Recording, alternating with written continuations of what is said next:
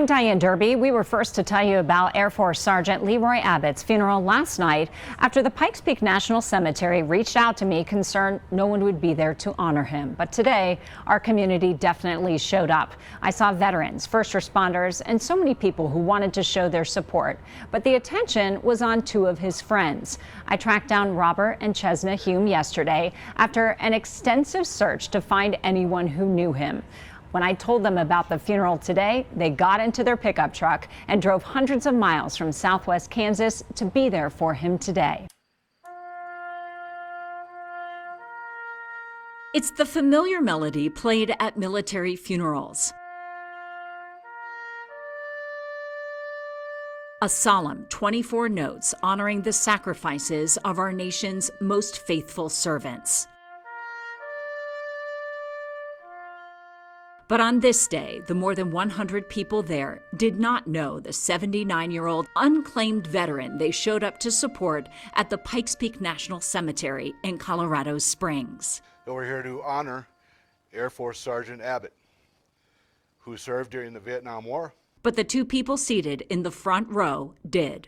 On behalf of the President of the United States, the Chief of Staff of the Air Force, and a very grateful nation, I present you this flag as a symbol of your loved one's faithful and dedicated service to our great nation. Chesna and Robert Hume say Air Force Sergeant Leroy Abbott worked and lived with them on their cattle ranch in Mantor, Kansas for decades. We knew Lee for about 40 years.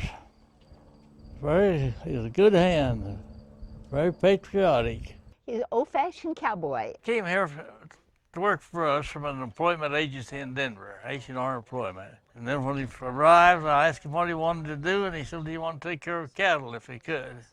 So that's what he did. I asked him what he did in the Air Force. He said, I did what he told me. And that was all he told you? That's all he told me. But he was drafted during the Vietnam War, and he was stationed at Minot, North Dakota. What did he tell you about his family, if anything?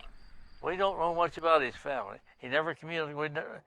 He never got a letter from him or anything. But for the Humes, Sergeant Abbott was part of their family, and they did not hesitate to travel to Colorado Springs at the last minute to honor the man they knew. That speaks volumes. It speaks volumes. Alongside so many others who did not. When you wrote the term unclaimed veteran, that's just such a sad term. And anyone who's served our great nation should never be buried alone. So it was an honor for me to be here. It was an honor for me to put on the uniform and pay last respects to Sergeant Abbott. And may he rest in peace.